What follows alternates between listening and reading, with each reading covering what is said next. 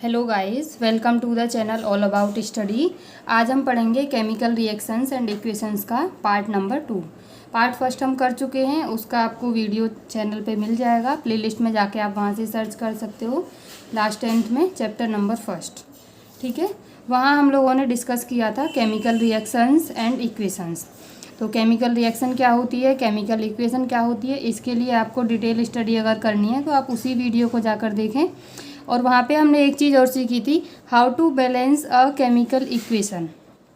Clear? बहुत ही important topic होता है आपकी क्लास 10th बोर्ड एग्ज़ाम्स के लिए भी, और वैसे भी अगर नॉर्मल एग्ज़ाम्स हैं, हर एक एग्ज़ाम में पूछा जाता है कि कैसे हम किसी भी रिएक्शन को बैलेंस कर सकते हैं। तो नेक्स्ट आज हम देखेंगे types of chemical reactions. Types of chemical reactions. तो हमारे पास कितने टाइप की रिएक्शंस होती हैं वो चीज़ देखेंगे, कौन कौन सी होती हैं वो चीज़ देखेंगे, और फिर उनको हम डिटेल में स्टडी करेंगे। फर्स्ट हमारे पास होती है कॉम्बिनेशन रिएक्शन। तो सबसे पहले मैं आप लोगों को नेम्स बता देती हूँ कौन कौन सी रिएक्शंस होती हैं। Combination reaction, and second is the decomposition reaction,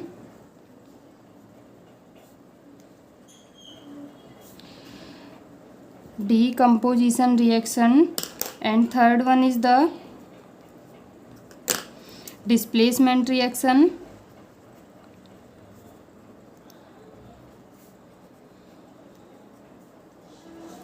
fourth one is the double displacement reaction,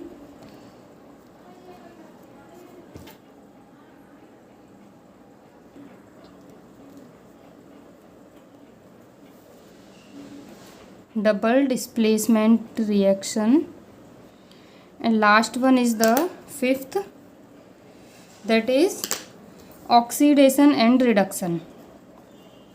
clear है? हमारे पास 5 टाइप्स ऑफ केमिकल रिएक्शंस होती हैं, इनमें जिनके नाम हैं combination reaction, decomposition reaction, displacement reaction, double displacement reaction, oxidation and reduction. ठीक है, सबसे पहले हम देखेंगे कॉम्बिनेशन रिएक्शन की। कॉम्बिनेशन रिएक्शन एक्चुअली में होती क्या है। कॉम्बिनेशन रिएक्शन तो आप लोगों को दिख रहा होगा, नाम से भी समझ आ रहा होगा कि कॉम्बिनेशन में कुछ ना कुछ कंबाइन होता होगा। ठीक है, आप लोगों को नाम से समझ आ रहा होगा कि जब भी कॉम्बिनेशन की बात हुई है तो यहाँ पे कुछ ना कुछ कंबाइन होगा। तो हम लोग कॉम्बिनेशन रिएक्शन को समझेंगे कि एक्चुअली में होती क्या है। तो लेट एन एग्जाम्पल, एक एग्जाम्पल के साथ हम लोग इसे डिस्कस करेंगे कि हमने एक बीकर लिया, उसमें हम क्या लेंगे, कैल्शियम ऑक्साइड लेंगे। ठीक है, कैल्शियम ऑक्साइड हमने ले लिया। फिर क्या करेंगे हम, या तो कैल्शियम ऑक्साइड ले लो, या फिर आप क्या कर सकते हैं, इसे हम और क्या बोलते हैं, क्विक लाइम भी बोलते हैं। तो ध्यान रखोगे, कॉमन नेम क्विक लाइम। आप कैल्शियम ऑक्साइड लोगे, देन क्या करना है, slowly add water to it. Then हम क्या करेंगे, इसमें वाटर ऐड करेंगे। ठीक है, वाटर ऐड करने के बाद हमें इसमें देखना है, ऑब्जर्व करना है कि क्या चीज़ें चेंज हुई। तो यहाँ पे क्या है, टेम्परेचर चेंज होगा, टेम्परेचर विल चेंज। क्लियर? तो हम देखेंगे जो हमारी कैल्शियम ऑक्साइड और वाटर की रिएक्शन हुई, इसके साथ हमें क्या प्रोडक्ट मिलता है। तो देखते हैं, CaO मीन्स कैल्शियम ऑक्साइड, ये हमारा सॉलिड में था, प्लस हमने H2O लिया। H2O हमारा लिक्विड होता है।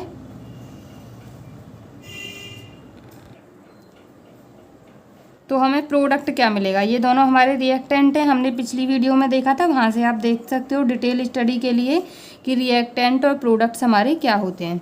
This is quick lime, quick lime, and this is water. अब हमें क्या मिलेगा प्रोडक्ट में, तो प्रोडक्ट में हमें मिलेगा CaOH का होल ट्वाइस। इसको हम बोलते हैं स्लैग्ड लाइम, स्लैग्ड लाइम। ठीक है, this is quick lime, this is slagged lime. Plus हमारी हीट इवॉल्व होगी यहाँ से। ठीक है, हीट इवॉल्व होगी। दो प्रोसेस होते हैं हीट के, या तो हीट निकलना या फिर हीट एब्जॉर्ब होना। तो जब हमारी हीट निकलती है उसे हम बोलते हैं हीट का इवोल्यूशन, और जब हमारी हीट उसमें एब्जॉर्ब होती है उसे बोलते हैं हम एब्जॉर्प्शन। तो क्या हमें रिएक्शन मिली, कैल्शियम ऑक्साइड वाटर के साथ रिएक्ट हुआ तो हमें क्या मिला, स्लैग्ड लाइम, कैल्शियम हाइड्रोक्साइड। तो हम कह सकते हैं कि दो रिएक्टेंट ने मिलकर एक प्रोडक्ट बनाया। मतलब रिएक्टेंट आपके दो या दो से ज़्यादा हो सकते हैं और एक सिंगल प्रोडक्ट बनाएंगे। इस टाइप की रिएक्शन को हम बोलते हैं कॉम्बिनेशन रिएक्शन। तो हम कह सकते हैं such a reaction in which only one product is formed, only one product is formed, known as combination reaction। Clear है। तो हम बता सकते हैं इस टाइप की जो रिएक्शन होती हैं उनको कॉम्बिनेशन रिएक्शन बोला जाता है। क्लियर है। तो और एग्जाम्पल लेकर हम देखते हैं, जैसे कि फॉर एग्ज़ाम्पल, अदर एग्जाम्पल मैं आपको देती हूँ। बर्निंग ऑफ कोल, आप लोगों ने देखा होगा जो कोयला होता है जब वो बर्न करता है तो उसमें हम देखेंगे कौन सी रिएक्शन होती है। तो यहाँ पे कार्बन हमारा सॉलिड होता है, ऑक्सीजन के साथ रिएक्ट करता है, गैस होती है, और ये क्या बनाता है, CO2, कार्बन डाइऑक्साइड। ठीक है, कार्बन ने रिएक्ट किया ऑक्सीजन के साथ, क्या बनाया, कार्बन डाइऑक्साइड। तो दो रिएक्टेंट थे, एक प्रोडक्ट बना। इसको हम क्या बोलेंगे, कॉम्बिनेशन रिएक्शन। एक और एग्जांपल लेकर देखते हैं। Formation of water from H2 and O2, मतलब हाइड्रोजन और ऑक्सीजन से जो हमारा वाटर फॉर्म होता है वो भी इसी रिएक्शन में फॉर्म होता है, कॉम्बिनेशन रिएक्शन में। Formation of water from H2, दोनों ही गैसेज हैं हमारी, एंड O2। क्लियर। तो H2 gas plus O2 gas है, क्या बनेगा हमारा, H2O लिक्विड। ठीक है। तो अभी ये रिएक्शन बैलेंस नहीं है, मैं इसको फाइनल बैलेंस करके लिख देती हूँ। आप एक बार ट्राई करके देखिए पिछली वीडियो में कि कैसे हम बैलेंस करते हैं, तो आपको बैलेंस करना आ जाएगा रिएक्शन को। ठीक है। तो ये कुछ एग्जांपल्स हैं जिनके थ्रू आप बता सकते हो कॉम्बिनेशन रिएक्शन हमारी क्या होती है।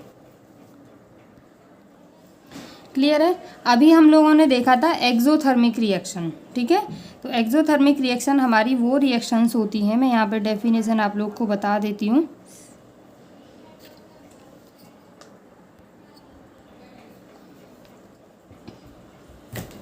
जिनमें की रिलीज होती है, the reactions in which heat release, that are known as exothermic reaction. Clear है। तो एक्सोथर्मिक रिएक्शन हमारी क्या होती हैं, reactions in which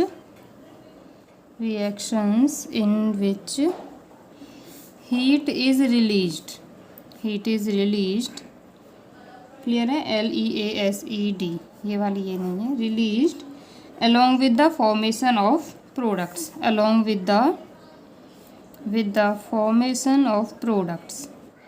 known as exothermic reaction. ठीक है। तो इसका एक एग्जांपल हमने देख लिया है, एक और एग्जांपल मैं बता देती हूँ। जैसे कि CH4 मीथेन होता है, प्लस 2 ऑक्सीजन, क्या बना हमारा, CO2 गैस, 2H2O गैस। ठीक है। इस रिएक्शन में हमारी हीट जो है वो रिलीज हो रही है, बाहर निकल रही है हीट। तो ये हमारी कॉम्बिनेशन रिएक्शन यहाँ पे कंप्लीट होती है। अब हम बात करते हैं second type of reaction, that is decomposition reaction. ठीक है। डीकॉम्पोजिशन रिएक्शन, तो इसके भी नाम से आपको समझ आ रहा होगा, डीकम्पोजिशन मतलब कुछ भी डिकम्पोज होना, मीन्स ब्रेक होना, टूटना। तो इस टाइप की रिएक्शंस को हम बोलते हैं डीकम्पोजिशन रिएक्शन। फॉर एग्जांपल हम कर लेते हैं, एक फेरस सल्फेट को हमने हीट किया। ठीक है। फेरस सल्फेट लिया, हम उसको हीट कर रहे हैं।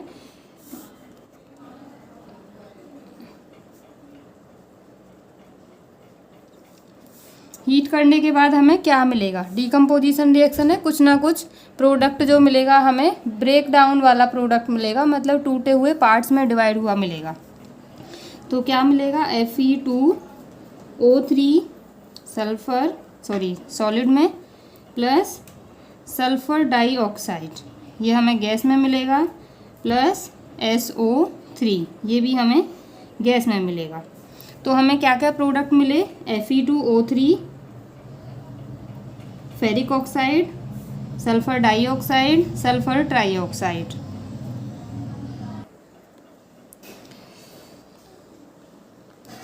फेरिक ऑक्साइड,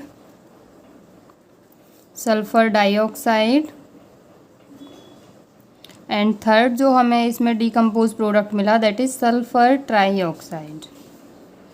क्लियर है। तो ये रिएक्शन हमारी किसकी प्रेजेंस में हुई, हीट की प्रेजेंस में। तो इस टाइप की रिएक्शन को हम एक और नाम दे सकते हैं थर्मल डिकम्पोजिशन। ठीक है, also known as thermal decomposition. ठीक है, तो हमें ध्यान रखना है हमारी थर्मल डिकम्पोजिशन रिएक्शन कौन सी होती हैं, जो रिएक्शन हमारी हीट की प्रेजेंस में डिकम्पोज होती हैं। ठीक है, ऐसा रिएक्टेंट जो हीट की प्रेजेंस में डिकम्पोज होता है मैनी पार्ट्स में, उसको हम बोलते हैं थर्मल डिकम्पोजिशन। तो डिकम्पोजिशन तो ये है ही है, क्योंकि एक रिएक्टेंट लिया था वो हमारा एक से ज़्यादा पार्ट्स में हमें मिला है, तो इस टाइप की रिएक्शन को डिकम्पोजिशन बोलते हैं। अब एक एग्जांपल और लेकर देखते हैं, 2PbNO3 का होल ट्वाइस, ये हमारा सॉलिड है, इसको हम हीट करेंगे। ठीक है, तो क्या मिलेगा, 2PbO solid plus 4NO2 gas plus O2 ये भी गैस। तो इनकी नेमिंग कर लेते हैं एक बार। ये हमारा है लेड नाइट्रेट, Pb जो सिंबल होता है लेड के लिए होता है, NO3 इज नाइट्रेट। ठीक है, ये हमें क्या मिला, लेड ऑक्साइड और क्या मिला हमें, नाइट्रोजन डाइऑक्साइड और हमें क्या मिला यहाँ पे, ऑक्सीजन। तो हमारा एक प्रोडक्ट था, रिएक्टेंट था लेड नाइट्रेट। जब हमने हीट अप्लाई की तो क्या मिला, लेड ऑक्साइड, नाइट्रोजन डाइऑक्साइड और ऑक्सीजन, मतलब डिकम्पोज हो गया, टूट के हमें मैनी पार्ट्स में वो मिला है। तो इस टाइप की जितनी भी रिएक्शंस होंगी हमारी, that will be known as decomposition reaction. एक और एग्जांपल लेकर देखते हैं, एग्जांपल नंबर सी। तो इसमें हम देखेंगे lime stone CaCO2, this is lime stone. ठीक है, इसको हम हीट जब प्रोवाइड करेंगे तो क्या होगा, हीट के लिए हम एक सिंबल और यूज़ कर लेते हैं, इस तरह से। ठीक है, क्या मिलेगा हमें, क्विक लाइम, अभी पढ़ा था पीछे हमने, CaO हमारा क्विक लाइम होता है, प्लस CO2 गैस मिलेगी। क्लियर है, कार्बन डाइऑक्साइड।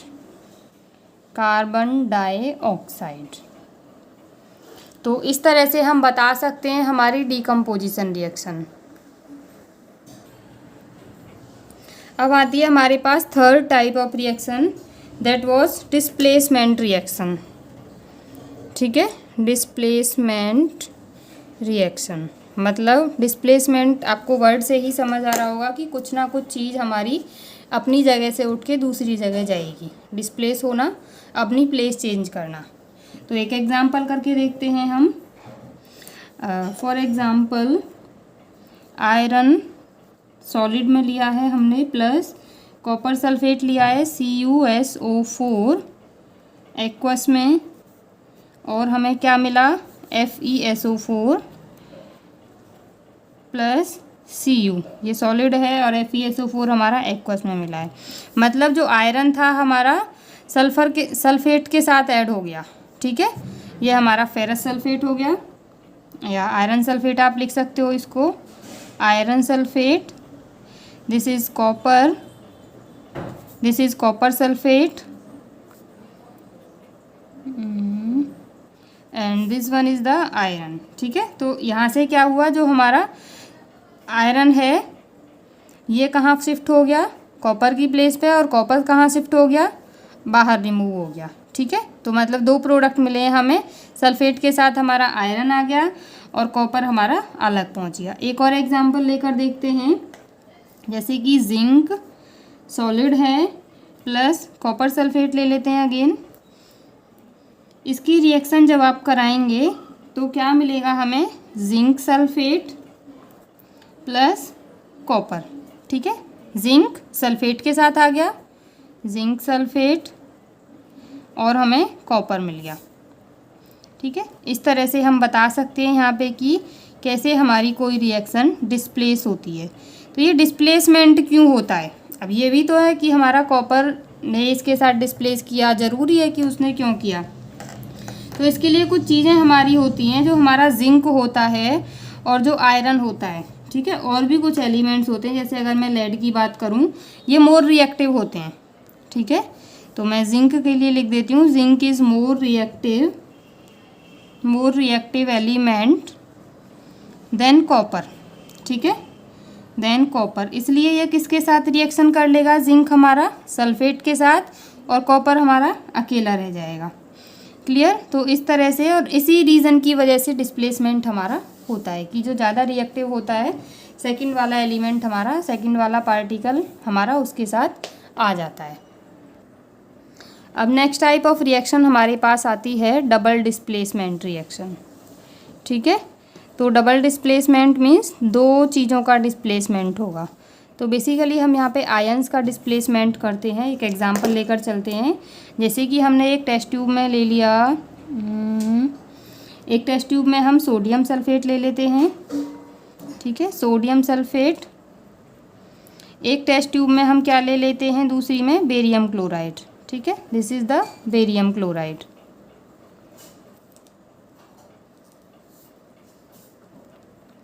तो दोनों को मिक्स करेंगे, बेरियम क्लोराइड को आप इसमें पोर कर दो, मिक्स करेंगे इसको हम। मिक्स करने के बाद क्या रिएक्शन होती है वो चीज़ हम केमिकली देखेंगे। तो रिएक्शन के थ्रू हम देखते हैं क्या चेंजेस होंगे क्या नहीं होंगे। तो हमारे पास क्या था, सोडियम सल्फेट Na2SO4 प्लस, ये हमारा एक्वस है, ध्यान रखेंगे। क्या लिया था हमने, बेरियम क्लोराइड BaCl2, ये हमारा एक्वस है। क्या मिलेगा हमें, BaSO4 सॉलिड प्लस 2NaCl। ठीक है, एक्वस में। तो जो बेरियम था वो हमारा सल्फेट के साथ एक्सचेंज हो गया। ठीक है, बेरियम और सोडियम दोनों का ही एक्सचेंज हुआ है यहाँ पे। तो हम बता सकते हैं जो हमारे आयंस फॉर्म्ड हुए हैं उनका एक्सचेंज हुआ है। तो कैसे आप डिफाइन कर सकते हो डबल डिस्प्लेसमेंट को। क्लियर, तो हमें क्या मिला, सोडियम सल्फेट और बेरियम क्लोराइड की रिएक्शन कराने के बाद हमें बेरियम सल्फेट मिला। यह हमें एक वाइट कलर का प्रेसिपिटेट मिलेगा। ठीक है, ध्यान रखेंगे, वाइट कलर का प्रेसिपिटेट मिलेगा नीचे। इसको मैं इस तरह से दिखा सकती हूँ, वाइट कलर का प्रेसिपिटेट है नीचे हमारा, और बाकी ऊपर हमारा लिक्विड जो भी हम NaCl का पार्ट है वो इस तरह से मिलेगा। तो वाइट प्रेसिपिटेट, प्रेसिपिटेट क्या होता है, जो हमारा वाटर में इनसॉल्यूबल होता है, मतलब वाटर में जो घुलता नहीं है, that is known as the precipitate. Insoluble substance in water, insoluble substance in water is known as precipitate, known as precipitate।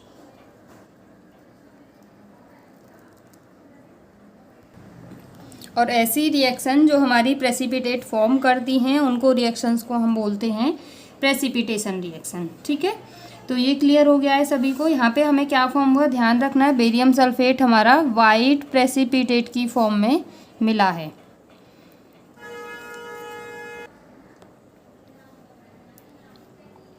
White precipitate, ठीक है, तो बेरियम सल्फेट हमें वाइट प्रेसिपिटेट की फॉर्म में मिला है। और जो प्रोडक्ट्स हमें पता ही है क्या क्या मिले थे, बेरियम सल्फेट और हमारा NaCl। ठीक है, तो ये दो हमारे प्रोडक्ट थे जो हमें मिले थे। मीन्स यहाँ पे क्या हुआ है, आयंस का एक्सचेंज हुआ है, exchange of ions between the reactants. दोनों ही रिएक्टेंट्स के बीच में जो आयंस थे हमारे उनका एक्सचेंज हुआ है, उसको हम बोलेंगे डबल डिस्प्लेसमेंट रिएक्शन, मतलब दो चीज़ों का डिस्प्लेसमेंट हुआ है। अब नेक्स्ट हम बात करेंगे लास्ट, ऑक्सीडेशन एंड रिडक्शन। ठीक है, ऑक्सीडेशन और रिडक्शन हमारी कैसी रिएक्शंस होती हैं, मैं सिंपली आपको बता देती हूँ। ऑक्सीडेशन हमारी वो रिएक्शन होती है जिसमें एडिशन ऑफ ऑक्सीजन हो, एडिशन ऑफ ऑक्सीजन या फिर एडिंग ऑफ ऑक्सीजन, और रिडक्शन में क्या होगा, लॉस ऑफ ऑक्सीजन। ठीक है, तो एग्जाम्पल लेकर हम देख लेते हैं यहाँ पे एक रिएक्शन का। For example CuO copper oxide plus H2, heat की हमने प्रोवाइड की, यहाँ पे क्या मिला हमें, Cu प्लस H2O। एक ही रिएक्शन से दोनों चीज़ें हम देख लेंगे। CuO से क्या मिला, CuO से हमें क्या मिला, Cu मीन्स यहाँ पे क्या हुआ हमारा, रिडक्शन, लॉस ऑफ ऑक्सीजन हुआ है। यहाँ पे एक ऑक्सीजन थी, यहाँ हमारी ऑक्सीजन 0 है। ठीक है, अब हम बात करते हैं H2 से H2O में जाने की। तो H2 से H2O में गए तो एक ऑक्सीजन ऐड हुई है, मीन्स यहाँ पे ऑक्सीडेशन हुआ है। तो इस तरह से हम बता सकते हैं oxidation is the process when oxygen is added to the product and reduction is the process when loss of oxygen in the product. ठीक है, एक एग्जाम्पल और लेकर हम लोग देखते हैं। ZnO zinc oxide plus carbon, क्या मिला, Zn plus CO carbon monoxide. तो ZnO से जब हम Zn पे जाते हैं, ZnO से जब हमें Zn मिला तो ये क्या हुआ, रिडक्शन। ठीक है, और जब हमें कार्बन से कार्बन मोनोऑक्साइड मिला, इट इज़ ऑक्सीडेशन। तो ऑक्सीडेशन और रिडक्शन वेरी सिंपल प्रोसेस। जब ऑक्सीजन ऐड होती है that is known as oxidation, और जब हमारी ऑक्सीजन का लॉस होता है that is known as reduction.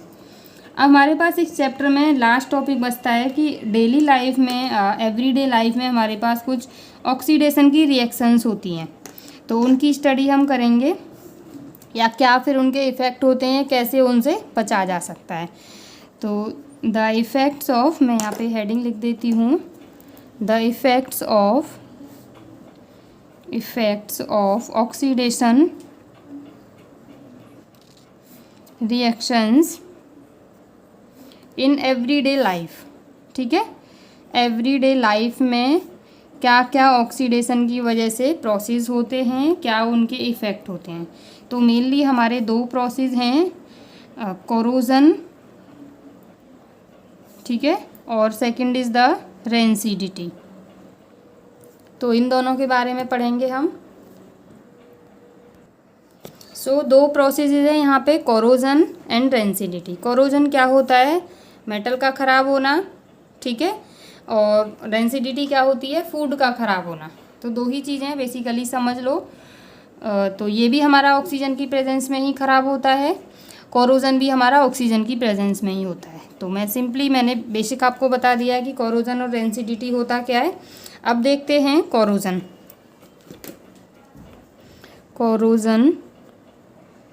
तो बेसिक देख लेते हैं। The eating up of metal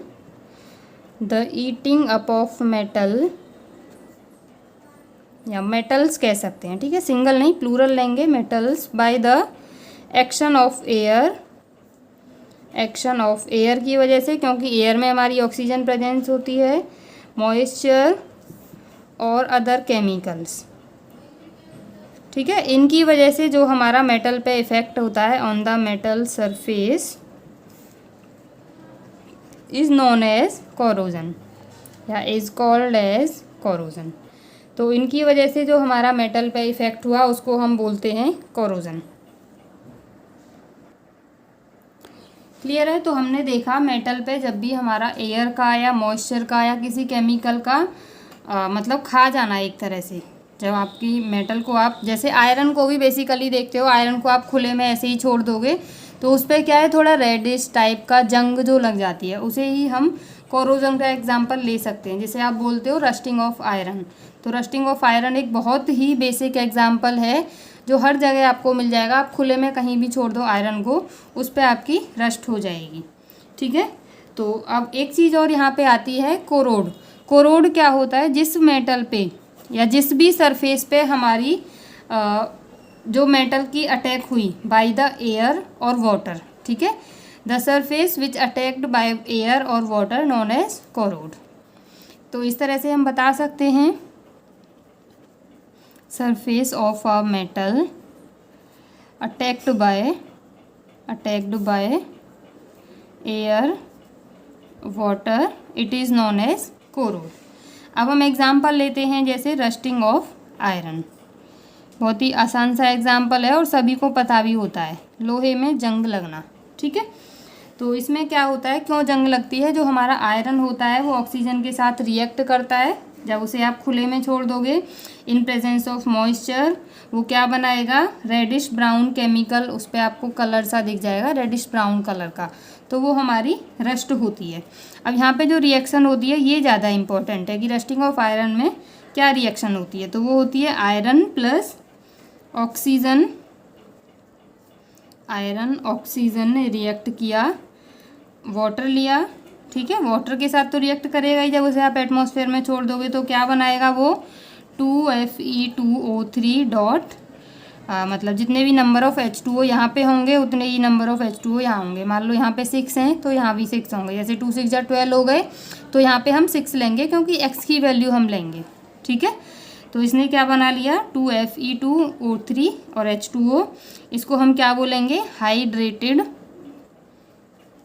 iron, third oxidation है इसकी, ठीक है, ऑक्साइड। तो ये हमारी क्या होती है, इसको हम रस्ट बोलते हैं। तो ऐसे हमारी रस्ट फॉर्म हो गई। अब हम देखेंगे जो रस्टिंग ऑफ आयरन हो रहा है या जो कोरोजन हो रहा है उससे आप कैसे बच सकते हो, ठीक है। प्रिवेंशन मीन्स कैसे बचा जा सकता है। तो मैं कुछ आपको प्रिवेंशन बताऊंगी, जैसे जो आयरन आर्टिकल्स होते हैं उनको आप पेंट करके रखिए, by painting of iron articles. Iron articles पे आप पेंट कर दीजिए तो उन पे जंग नहीं लगती है, जैसे ही पेंट हटेगा दोबारा से आपकी जंग वहाँ पे लग सकती है। आप ऑयलिंग और ग्रीसिंग कर सकते हो, ऑयलिंग एंड ग्रीसिंग, जो आपके आयरन आर्टिकल्स होते हैं उनकी आप ऑयल और ग्रीस लगा सकते हो मशीनरी पार्ट्स में जो हमारे होते हैं, ठीक है। मशीन्स में जो हमारा आयरन होता है या जो अदर भी मेटल के पार्ट्स हैं उन पे आप ऑयल लगा दीजिए, ग्रीस लगा दीजिए, वहाँ पे रस्टिंग नहीं होगी। नेक्स्ट हम क्या कर सकते हैं, coating of iron with chromium. जो आयरन होता है उसकी आप कोटिंग कर सकते हो क्रोमियम के साथ, coating of iron with chromium, तो इससे भी क्या है, रस्टिंग नहीं होगी। नेक्स्ट हम क्या यूज़ कर सकते हैं, गैल्वनाइजिंग प्रोसेस। जो हमारी आयरन होती है उसको आप गैल्वनाइजिंग पाइप्स वगैरह यूज़ कर सकते हो वाटर सप्लाई के लिए, ठीक है। तो ये हमारे कुछ प्रिवेंशन के मतलब उपाय हैं एक तरह से, जिनको आप यूज़ कर सकते हो और रस्टिंग से बच सकते हो। नेक्स्ट हमारे पास था रेंसिडिटी, ठीक है, रेंसिडिटी।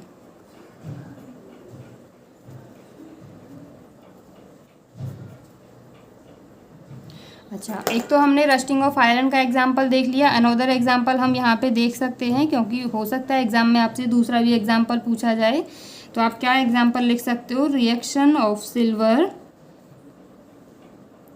विद सल्फाइड, ठीक है, silver with sulphide in presence of air, ठीक है, इन प्रेजेंस ऑफ एयर क्या बनाता है ये बनाता है सिल्वर सल्फाइड, ठीक है।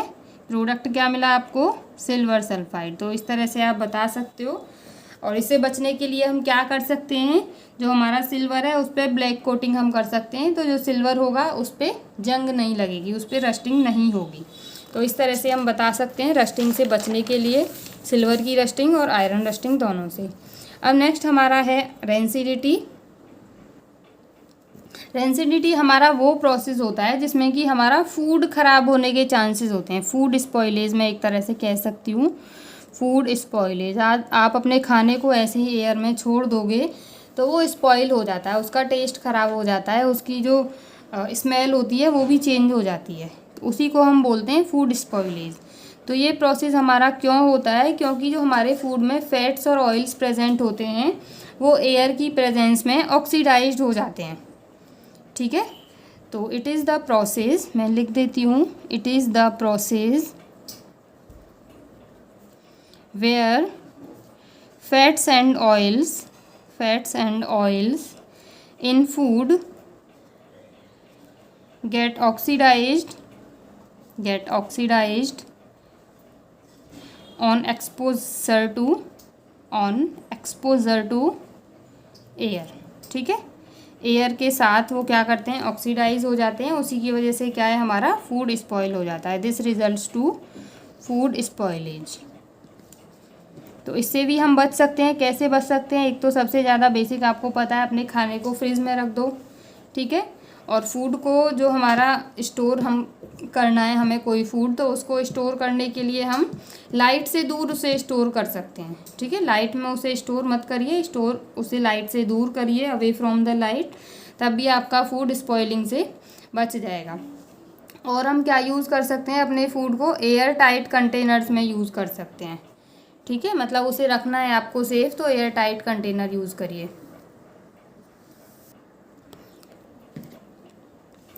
Prevention from rancidity, of rancidity भी लिख सकते हो। तो आपने क्या करना है, अपने फूड को फ्रिज में स्टोर करना है। स्टोर फूड इन फ्रिज, या रेफ्रिजरेटर भी कह सकते हो, रेफ्रिजरेटर्स। और हम क्या कर सकते हैं, store food in air tight containers, food in air tight containers, मतलब एयर उसमें ना जाए। और हम क्या यूज़ कर सकते हैं, अपने फूड को क्या कर सकते हैं, store food away from light, storing food away from light. तो इससे भी हम बच सकते हैं कि हमारा फूड स्पॉइल ना हो। कीपिंग फूड इन रेफ्रिजरेटर हो गया। देन पैकेजिंग, जो हमारे फूड और ऑयल्स होते हैं उनको हम नाइट्रोजन गैस के साथ उनको पैक करते हैं। ठीक है, मतलब packaging fat and oil containing foods in nitrogen gas. और हम क्या कर सकते हैं, एंटीऑक्सीडेंट्स यूज़ कर सकते हैं। ठीक है, एडिंग या बाय एडिंग एंटीऑक्सीडेंट्स। तो कुछ हमारे एंटीऑक्सीडेंट्स हैं जिनका हम यूज़ करते हैं, for example BHA and second is the BHT। BHA को हम क्या बोलते हैं, ब्यूटाइलेटेड हाइड्रोक्सिल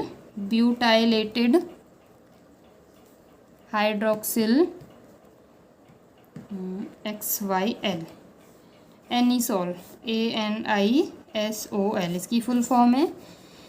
और BHT क्या है, butylated hydroxyl toluene, butylated hydroxyl toluene. ठीक है, तो इस तरह से हम बता सकते हैं अपने फूड को कैसे हमें प्रिजर्व करना है। क्लियर है? तो ये चैप्टर हमारा यहीं पे कंप्लीट होता है। अगर आप लोगों को वीडियो अच्छी लगे तो इसे देखें और अपने फ्रेंड्स के साथ भी शेयर करें और हमारे चैनल को सब्सक्राइब करें, ऐसे ही अपने NCERT के चैप्टर्स को कंप्लीट करने के लिए। So thank you guys.